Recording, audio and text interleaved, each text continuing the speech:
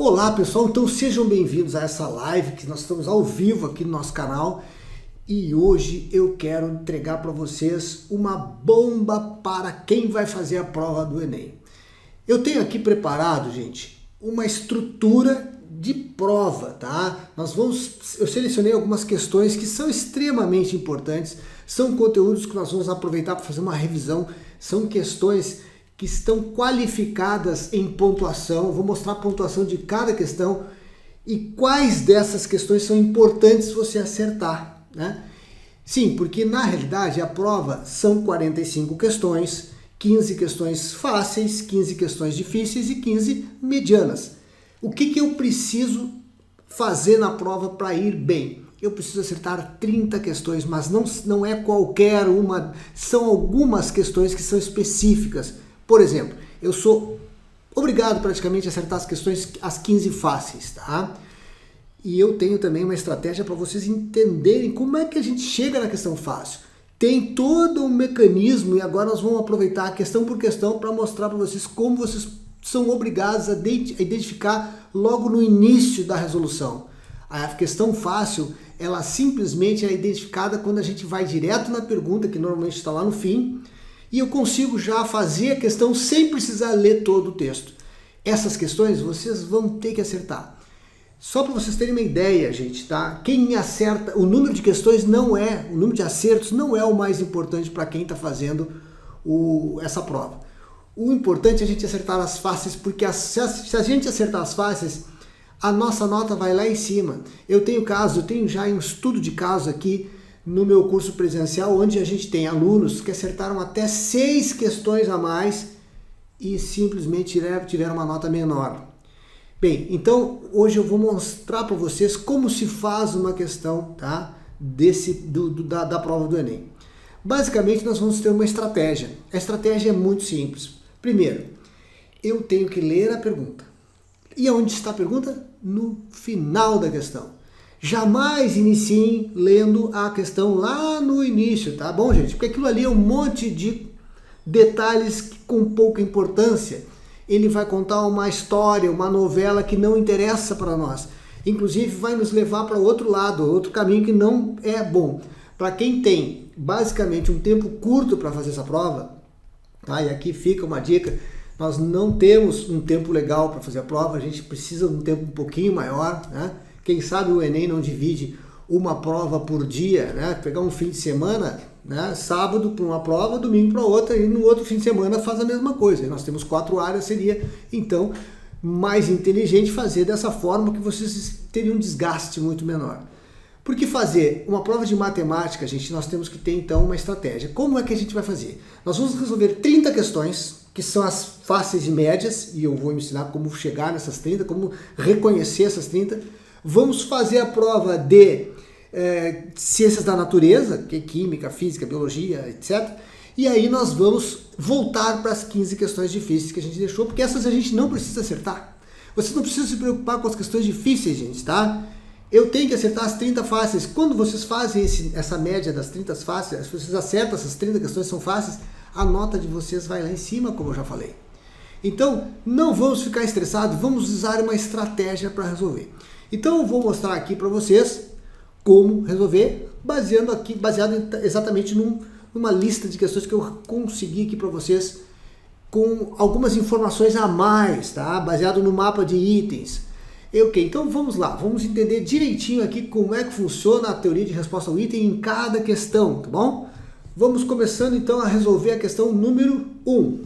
As questões normalmente se apresentam bem maiores do que essa aqui, gente, tá? Então, mas nós temos que sempre, em todas as situações, começar pela pergunta para a gente não perder tempo. Então aqui, ó, de acordo com o gráfico, os meses em que ocorreram respectivamente a maior e a menor venda absoluta em 2011 foram extremamente simples essa questão, porque eu só tenho que reconhecer aqui, gente, nesse gráfico de linhas, onde foi feito a maior venda e a menor venda. Então vejam aqui, ó, o ponto de maior venda aqui, ó, já que nós temos aqui o eixo do Y como vendas, é o mês de junho. E o de menor venda aqui, ó, é o mês de agosto. Então a questãozinha é muito simples. Então aqui está, né, os 2 meses, conforme a gente já falou, junho e agosto são os meses de topo, né, e de baixo aqui de vendas, beleza? Então, tranquilo, essa questão pedia para identificar os máximos, que é esse ponto de maior inflexão aqui, e o mínimo, que é o de menor inflexão da estrutura aqui dessa nossa curva, dessa nossa linha. Vejam que essa questão, ela teve uma pontuação de 403,6 pontos. Essas questões aqui, gente, a gente não pode errar, tá bom? Questões com pontuação abaixo de 600, nós não podemos errar. Então vamos para outra questão. Sempre lembrando, vamos ler a pergunta lá no final. Quando isso não é possível, a gente sobe mais um parágrafo. Então aqui, ó, uma representação possível para essa segunda situação. Então a gente tem que saber que segunda situação é essa. Algum tempo depois, o professor apagou a lousa por completo, adotando um procedimento semelhante ao anterior, que já não interessa para nós, que nós queremos somente a segunda situação, voltou a preenchê-la, mas dessa vez utilizando 40% do espaço. Bem, então a gente tem que apenas identificar onde nós temos aqui nesses desenhos 40%. Vejam que aqui é 1 sobre 4, ó, é 1 preenchido em 3 vazios. 1/4 é 25%, 0,25, né, gente? Aqui nós temos 2 sobre 4. 2 sobre 4 dá 0,5, que dá 50%. Nós queremos 40%. Vejam que aqui na letra C nós temos 2 preenchidos num total de 5. E 2 sobre 5 é 40%, que na realidade é 0,4. Então quando a gente divide o 2 por 5, nós temos 0,4, o que dá 40%. Vejam que aqui na letra D nós temos 3 quintos, e 3 quintos é 60%. Aqui nós temos 4 quintos, que dá 80%. Nesses diagramas ela pedia para identificar então uma parte do total, ou seja, uma parte do todo, ou seja, a porcentagem relativa a essa parte preenchida aqui. Vamos ver outra questão aqui de planificação, olha só. Aqui, na pergunta direta, ó, quais serão os sólidos geométricos que Maria obterá a partir dessas planificações? Vejam, gente, que se a gente tem uma circunferência em cima, uma circunferência embaixo, e a gente fechar isso aqui, nós temos um cilindro. Aqui, nós fechando aqui essas 5 áreas aqui, ó, nós vamos ter um prisma pentagonal. E aqui nós poderemos ter uma pirâmide de base triangular, que pode ser um tetraedro, quando todas as faces forem iguais, né? Então está aqui na letra A a resposta, onde a gente tem as representações aqui desenhadas já das estruturas planificadas. Essa questão pedia apenas para reconhecer a planificação desses sólidos aqui geométricos. E vejam que a nota aqui é 448,6, era considerada uma questão simples.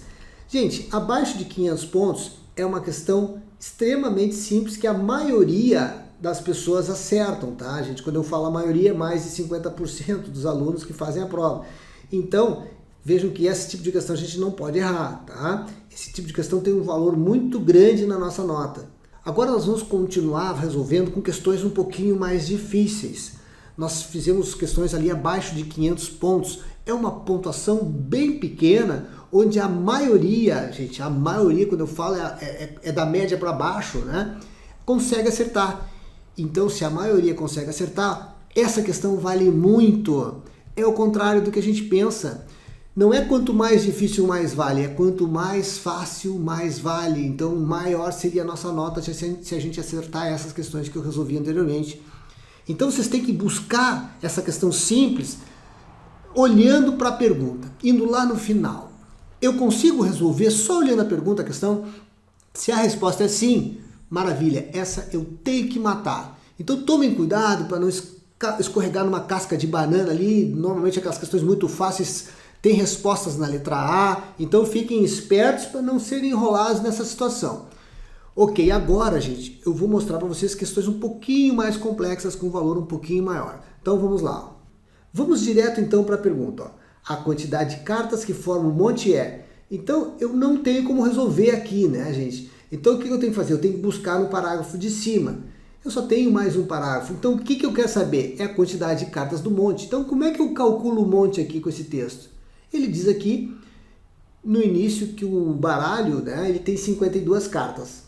E que inicialmente são formadas 7 colunas com essas cartas. A primeira coluna tem uma carta apenas, a segunda tem 2, a terceira tem 3, a quarta tem 4 e assim sucessivamente até a 7ª coluna, que tem 7 cartas.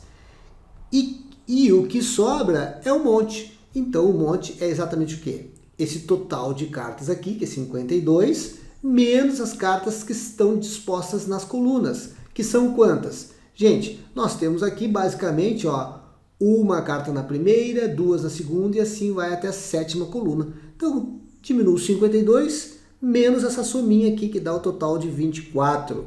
Nesse caso, essa questãozinha também abaixo de 500 pontos, gente, ela com certeza é uma questão facílima. Então aqui o objetivo é calcular utilizando essas operações de soma e subtração aqui, operações fundamentais, com esses números naturais aqui na determinação de uma quantidade de objetos. Ou seja, eu tenho que saber somar e subtrair. E para o Enem isso é uma questão simples. E para o Enem você tem que acertar essa questão aqui. Vejam essa questãozinha aqui, ó, que tem uma tabelinha aqui de dupla entrada. Vamos direto na pergunta. Ó. De acordo com essa pesquisa, quantas horas do seu tempo gasta um jovem de 12 a 18 anos na semana inteira de segunda a domingo nas atividades escolares? Vejam aqui. Eu quero saber quantas horas ele gasta nas atividades escolares. Veja que nessa tabela aqui, ó, eu tenho quanto que ele gasta durante a semana e quanto ele gasta no final de semana. Só que ele não me diz aqui se isso aqui é uma quantidade de horas que ele estuda por dia ou quantidade de horas que ele estuda por semana. Então nós só temos que buscar nesse texto de cima aqui, ó, essa informação. Vejam que aqui na primeira linha diz o seguinte, ó, uma pesquisa realizada por estudantes da Faculdade de Estatística mostra em horas por dia. Então isso aqui é a quantidade de horas por dia que ele estuda. Como eu preciso somente das atividades escolares, eu vou nessa linha aqui e busco. São 5 dias na semana, né, gente? Nós temos segunda, terça, quarta, quinta e sexta. Então, eu faço 5 vezes 5. No sábado, ele estuda 1 hora e no domingo também. Então, eu tenho mais 2 aqui na sominha. Então, 25 mais 2, 27.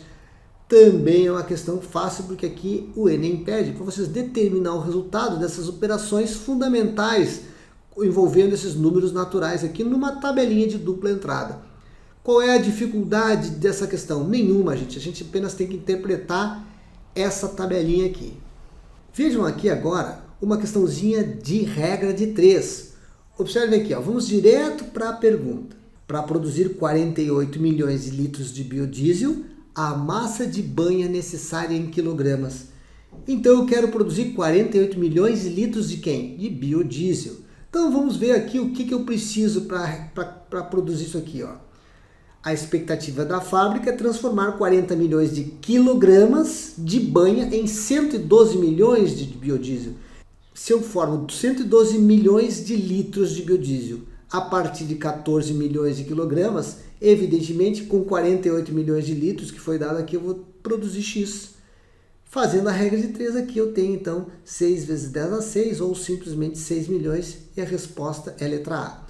Vejam que aqui nós temos que simplesmente calcular operações entre grandezas diretamente proporcionais, nesse caso aqui na fabricação de um determinado produto. Então, questão também extremamente simples, uma regra de 3 com apenas 2 grandezas. Lembrando que se nós tivermos uma terceira grandeza aparecendo aqui, essa questão certamente vai lá para 700 pontos tranquilo, tá? Então, regra de 3 com 2 variáveis, não podemos errar. Vejam aqui uma questão também envolvendo uma tabela e um gráfico de linha. Vamos direto para a pergunta. Com relação ao capital adquirido na compra e venda das ações, qual investidor fez o melhor negócio? Vejam aqui, gente. Eu preciso entender que ele compra aqui a ação num determinado horário e vende noutra, né? Nesse dia, 5 investidores compraram e venderam o mesmo volume de ações, porém em horários diferentes. Veja aqui que o investidor 1 comprou às 10 horas, mas ele vendeu às 15. Vejam aqui que esse investidor 1 comprou às 10, ele pagou 150.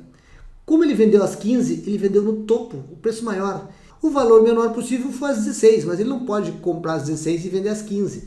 Então, nesse caso, ó, vejam que o investidor 1 aqui é facilmente o que mais lucrou. Os outros, todos eles vão ter uma diferençazinha, né? Vejam aqui, eu coloquei aqui, ó, ele vendeu aqui, ó, a 460, investidor 1, e comprou a 150. Então, eu faço a diferença, dá o valor 310. Evidentemente, esse aqui é o maior resultado, é só fazer os outros aqui, vocês vão ver como o investidor A conseguiu obter um maior lucro. Então, o Enem pediu aqui nessa questão simples, para vocês avaliarem aqui esses intervalos dessa funçãozinha aqui relativa ao investimento financeiro. Bem, dentro da prova, nós precisamos também conhecer o assunto de estatística, que é o envolvimento dessas tendências, moda, média, mediana. Só que sim, se a questão for de média, é uma questão simples. Tá? Normalmente essa questão ela varia aí em torno de 500 pontos, se ela for só de média. Tá? Agora, se ela for de mediana, a maioria das pessoas não sabe o que é uma mediana. Então, saber calcular uma mediana vai diferenciar. Então, já é uma questão um pouquinho mais, tem um pouquinho mais de pontuação. Então, vamos lá, vamos ver como é que funciona isso aqui na prática. Ó. Então, vamos ler o que está sendo pedido aqui. Ó. As empresas que este investidor escolhe para comprar. Já sabemos que o investidor quer comprar. O que ele precisa? Quais são os requisitos para comprar? Então, ele diz assim, ó, o investidor deseja comprar 2 das empresas listadas nessa tabela aqui. Para tal, ele calcula a média da receita bruta anual dos 3 anos, 2009 até 2011, e escolhe as 2 empresas de maior média. Então, gente, é uma questão simples. Nós só precisamos trabalhar aqui com a média.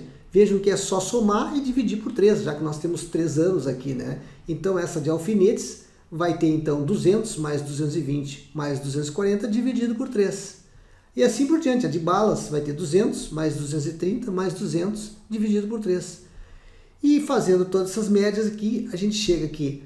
A pizzaria Y teve uma média de 230 e a de chocolates, que é a X, teve uma média de 225. E essas duas apresentaram a maior média. Logo, eu tenho como resposta a letra D. Nesse caso, então, avaliar cálculos de média a partir de dados de tabela vale em torno aí de 544 pontos, tá bom? Esse tipo de questãozinha aqui é muito comum na prova do Enem, gente, tá? Apareceu muitas vezes. Então ele pede aqui, ó, de acordo com essas informações, a posição ocupada pelo algarismo que falta. Tá aqui o algarismo que falta nesse protocolo. Bem, gente, exatamente assim, ó. Nós temos os primeiros 3 algarismos aqui, a gente chama de primeira classe. E assim sucessivamente, de 3 em 3, nós temos as classes seguintes. A primeira classe é formada pelo número 207, onde o 7 é o algarismo das unidades, o 0 é o algarismo das dezenas e o 2 é o algarismo das centenas. Na segunda classe, na terceira e na quarta, eu também tenho unidade, dezena e centena, unidade, dezena e centena. Só que na segunda classe eu já teria a unidade de milhar, né, que é o 8 aqui, ó. O 9 já seria dezena de milhar e o algarismo que falta, o nosso x, seria a nossa centena de milhar. A partir da terceira classe, né, que é depois desse número x aqui, nós temos 2 algarismos que pertencem à classe do milhão. Então nós temos aqui o 3 como unidade, né, de milhão e depois o 1 que é simplesmente a dezena de milhão. Então o Enem pediu apenas para vocês reconhecerem a ordem do algarismo aqui, nesse número aqui com mais de 6 algarismos. Evidentemente é uma questão simples, mas tem uma pontuação de 568 pontos.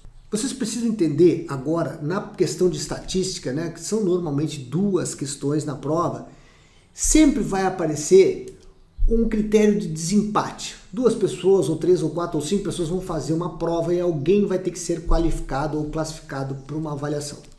Quem será que teve o maior resultado, o melhor resultado?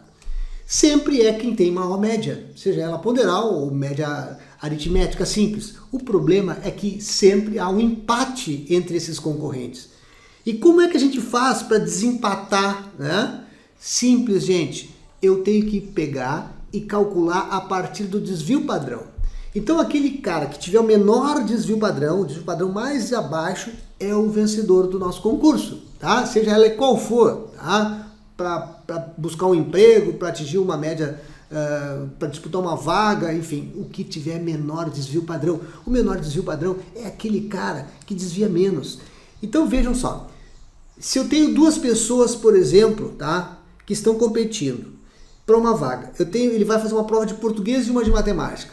Aí um deles tira 0 na matemática e 10 no português.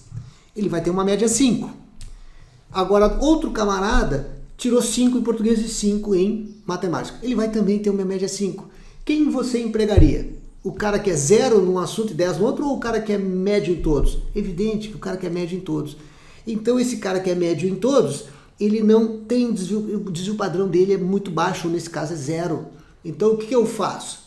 eu escolho sempre aquele candidato que não desvia as notas do desvio, tá? da média. Ele não tem uma nota muito alta nem uma muito baixa, então eu identifico rapidamente na tabela. Então vamos ver isso aqui na prática. Então nós vamos começar novamente aqui lendo a última frase, né? Então vamos lá. Utilizando os dados estatísticos do 4, a campeã foi a equipe. Vejam aqui, gente, que a equipe campeã sempre é quem? Aquela equipe que tem maior média. Mas como todas aqui empataram, então nós vamos seguir um outro critério. Primeiro, o menor desvio padrão. Quanto menor o desvio padrão, menos ela se afasta da média. Então, nesse caso aqui, a equipe 13 é a vencedora. A gente não precisa nem olhar a moda aqui, mas a moda também pode ser definitivo. Normalmente, aquelas que estão na moda apresentam resultados que não se afastam muito da média. Então, esse critério de desvio padrão é muito importante para uma aprovação ou para uma concorrência ou para uma disputa de vaga, tá, gente? Quem tem menor desvio padrão sempre vai ser o vencedor. Então, nesse caso, essa questãozinha valia 585 pontos e eu precisava apenas interpretar essas medidas de dispersão aqui. Bem, toda função de primeiro grau tem a composição y igual a ax mais b. Esse nosso b é o nosso valor fixo. Então, fiquem espertos. Esse valor fixo, normalmente, ele vem como um resultado. Tipo, eu entrei num táxi. Aquele valor que está ali no taxímetro, ele é o valor fixo. Eu já entro já pagando, sei lá, R$5, R$4,50. Então eu já marchei com R$5 sem sair do lugar. Aí eu vou pagar um valor por quilômetro rodado, né? Então o meu valor fixo é o meu B. Aqueles R$5 ali, então, é o meu B, é o meu coeficiente linear, tá, gente? Eu tenho o coeficiente angular, que é aquele valor que eu vou pagar de acordo com a quilometragem, ou seja, de acordo com o valor de X. Vamos entender isso aqui na prática. Vamos lá. A expressão que relaciona o valor pago pela utilização da bicicleta por um ano, quando se utilizam X horas extras nesse período é. Então, no enunciado diz o seguinte: por uma anuidade de $24, eu já sei que a anuidade é um valor fixo. Os usuários têm direito a 30 minutos de uso livre por dia. Então, gente, eu posso usar gratuitamente. Se eu não usar mais do que 30 minutos da bicicleta, eu não pago nada. É gratuito. Ele diz então aqui que o ciclista pode retirar essa bicicleta numa estação e devolver em outra, mas se ele quiser esticar a pedalada, estender essa pedalada, ele vai ter que pagar $3 por hora. Então tá aqui, ó, gente, o nosso A é 3 e o nosso B é 24. O valor fixo então seria o B e o nosso valor de A seria o 3. Então nesse caso D é a resposta. Y igual a 3x mais 24, tá? Onde o A é o nosso coeficiente angular, o B é o nosso coeficiente linear ou valor fixo. Então, aqui, como a construção de uma função, de uma expressão algébrica, ela tem uma pontuação um pouquinho maior, eu considero essa questão como uma questão difícil. Talvez não para você que está assistindo esse vídeo, mas para a maioria das pessoas sim. Vamos então novamente ler a pergunta, ó. Escolhendo-se aleatoriamente uma pessoa atendida nesse posto de vacinação, a probabilidade de ela ser portadora de doença crônica é... Gente, probabilidade é o que eu quero por tudo que eu tenho. O que eu quero aqui? Nesse caso, a questão está pedindo que ela seja portadora de doença crônica, ou seja, eu tenho 22 pessoas vacinadas aqui por doenças crônicas. O total é o somatório, o meu universo, o meu espaço amostral é a sominha de tudo, gente. Então, as pessoas vacinadas é o meu U. Então, 42 mais 22, mais 56, mais 30, mais 50 dá 200. E somente os portadores de doenças crônicas, 22. Se eu dividir o meu N de A pelo meu U, ou seja, o número de eventos que eu quero por número de eventos que eu tenho, eu vou ter 22 por 200, que dá 0,11. A resposta é a letra C. Como calcular a probabilidade de um evento utilizando dados contidos em tabela não é uma questão muito simples para a grande maioria. Vejam que o valor dela é 685,4, gente, tá? Questão difícil.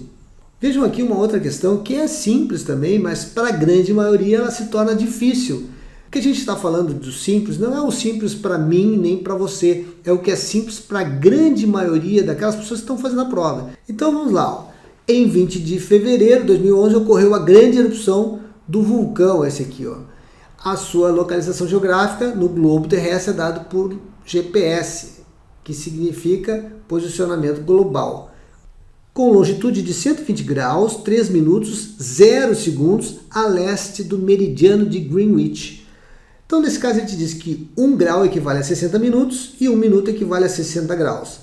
Vejam aqui, se eu tenho 120 graus e 3 minutos, o que eu faço? Para transformar em número decimal, eu pego esses 3 minutos aqui e transformo para graus. Então, eu faço, sei que 1 grau é 60 minutos. 3 minutos vai ser x. Então, aqui eu multiplico 3 vezes 1, dividido por 60, vai dar 0,05. No momento que eu tenho esse númerozinho 0,05 graus, eu somo com 124 graus, fico então com 124 mais 0,05, que dá 124,05.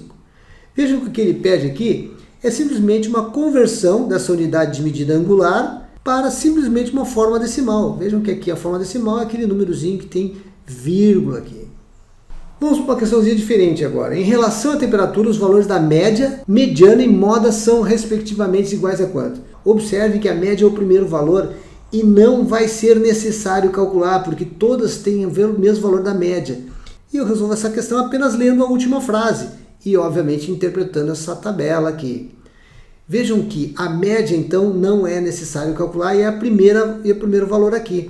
Eu vou direto para a mediana. Para calcular a mediana, eu preciso colocar em ordem todos esses valores aqui do menor para o maior. Então eu tenho que ter paciência, pegar lá o 13,5, que é o menor, e vou indo, eu tenho outro 13,5 aqui, outro lá em cima. Eu tenho 4 valores de 13,5, então coloco os 4 aqui. Aí eu vou para o outro menor, que é o 14, e assim eu vou construindo. Vejam que eu tenho apenas os dias ímpares aqui. E dias ímpares eu tenho 1, 2, 3, 4, 5, 6, 7, 8, 9, 10, 11, 12, 13, 14, 15 dados aqui. Se eu tenho 15 dados, o meu oitavo termo é o termo do meio, tá? É a minha mediana. Então eu localizo o termo central, simplesmente vejo que tem 7 à esquerda e 7 à direita desse termo central. Esse 18 então vai ser a minha mediana, tá? E o valor da moda é aquele que mais se repete. Observe que o 13,5 aparece em 4 vezes aqui. Então, 17 é a média, 18 a mediana e 13,5 aqui é a nossa moda. Então, calcular medidas de tendência central a partir de dados contidos em quadros simples é uma questão que vale uma pontuação muito grande, 742 pontos. Vejam aqui que essa questãozinha é uma questão muito corriqueira em prova do Enem. Ela envolve uma aplicação financeira aqui, Então, uma pessoa aplicou certa quantia em ações. Eu não sei quanto é que foi essa quantia, ele não informa. Vamos chamar de C, a quantia de C de capital, tá? Então, ele pegou esse capital e investiu. No primeiro mês, essa pessoa perdeu 30% do total investido. Se ela perdeu 30%, ela ficou com 70%. 70% de C. Então, 70% de C é 0,7C. No segundo mês, ela recuperou 20% do que havia perdido. Então, vamos lá, gente, olha só. No primeiro mês, ela tinha perdido 0,3C, ou seja, 30%, né? E ela ficou, então, com 70%, ou seja, 0,7C. No segundo mês, ela recuperou exatamente quanto? 20% do que perdeu. Só que o que ela perdeu foi 30%. Então, se eu calcular 20%, que é 0,2, vezes o que ela perdeu, eu vou ter 0,2 vezes 0,3, que vai dar 0,06C. E agora, então, eu tenho um total aqui de 0,7C mais 0,06C, que foi o que ela recuperou. Ou seja, ela ficou com 0,76C. Esse 0,76C corresponde ao valor de 3.800, porque ele diz que depois desses 2.000, ela tirou, né, o dinheiro e simplesmente ficou com esse valor aqui. Eu não sei quanto é que foi aplicado, eu quero saber quanto é que foi aplicado anteriormente. Então, o que eu faço? 0,76C, que é o que sobrou para ela, corresponde a esse valor de 3.800. Se eu passar esse 0,76 dividindo aqui, vai dar 5.000. Então, ela aplicou 5.000 e no final da história ela ficou com só 3.800. Péssimo negócio. Então, fazer esses cálculos de operações aritméticas usando porcentagem é uma questão difícil, gente. 800 pontos. Vamos ver aqui outra questãozinha. De acordo com esses dados, o valor da mediana das cotações mensais do ovo extra branco nesse período. questões de cálculo de mediana sempre é difícil, por mais simples que seja. Nesse caso nós temos uma questão simples, mas como eu disse, para a grande maioria das pessoas é uma questão difícil. Então vamos lá, gente, olha só. Eu simplesmente coloco todos esses valores em ordem crescente. Observe que o menor valor é 73,10 e assim eu vou construindo a minha tabela até chegar no maior valor lá, que é o valor de 85,30, que foi lá em fevereiro. Então eu vejo que tem 3 para a esquerda, 3 para a direita e um termo central. Gente, como a gente tem um número ímpar de valores, a mediana vai ser então o termo central, 83. Eu sei que essa questão é fácil, mas ela não é fácil para a grande maioria das pessoas. Então, nesse caso, calcular uma mediana de um conjunto de dados não ordenados dispostos em uma tabela simples é uma questão que vale muito. Veja aqui uma outra situação de mediana. Ó. O gráfico apresenta a quantidade de gols marcados pelos artilheiros das Copas do Mundo desde 30 até 2006. Então aqui eu tenho todas as Copas, aqui cada Copa tem uma quantidade de gols marcados pelo artilheiro. Então é evidente que aqui, por exemplo, nessa Copa aqui eu tinha 8 gols marcados pelo artilheiro. Aqui está entre o 4 e o 6, ou seja, aqui nós tínhamos 5 gols. Aqui está entre o 6 e o 8, o cara marcou 6 gols, e assim a gente vai indo toda a tabela. Vejam que essa aqui seria a moda, se fosse o caso, né? Se fosse perguntado a moda, 6 gols seria moda. E depois que a gente construiu essa sequência, vocês simplesmente vão lá no meio, né? E no caso nós temos um número par de termos. Então, para um número par de termos, nós pegamos os 2 números centrais e fazemos uma média aritmética. Mediana, então, se é número ímpar, eu pego o número do meio. Se é um número par, eu pego os 2 do meio e faço uma média aritmética. Então vejam que calcular a mediana é sempre uma questão difícil, quase 900 pontos, gente. Tá? Isso aqui é apavorante para os alunos. Veja uma questão aqui que ela é fácil, porém ela tem uma pegadinha, uma armadilha aqui. Ó. Vamos ler de novo aqui a pergunta. Escolhendo aleatoriamente uma das outras regiões para morar, a probabilidade de ele escolher uma região que seja adequada às recomendações médicas. Vamos ver qual é a recomendação médica. Ele diz o seguinte, ó, a principal recomendação média foi com as temperaturas das ilhas de calor, que deveriam ser inferior a 31. Então eu coloquei uma linha aqui, gente, ó, no 31, e vejam que eu tenho 3 locais aqui onde a temperatura fica inferior a 31 graus, ou seja, essas 3 aqui seriam legais, né? Mas observe então que eu tenho 2 acima, né? Que é onde ele mora, que ele está morando no centro, uma outra aqui, que é uma opção, e as outras 3. Então muita gente marcaria assim, ó, 2 chances em 5 de escolher essa região que tem essa situação aqui da recomendação médica. Mas não é por aí, porque ele diz assim, ó, nós vamos escolher aleatoriamente uma das outras regiões para morar. Se ele está informando que Rafael mora no centro da cidade e decidiu se mudar, ele não pode se mudar para o centro onde ele está. Então ele vai ter que escolher uma das outras 4. Então se eu tenho uma acima e 3 que são favoráveis e uma que é desfavorável, então eu tenho 3 chances em 4 de ele escolher uma região que siga essa recomendação médica. Então determinar a probabilidade da escolha a partir de determinados critérios também é uma questão difícil.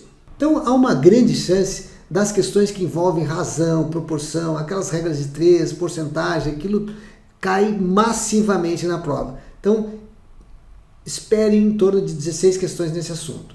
Questões que envolvem gráficos, normalmente são 6 questões na prova. Funções 4, probabilidade é normal 2 questões, pode ter até 3 no máximo.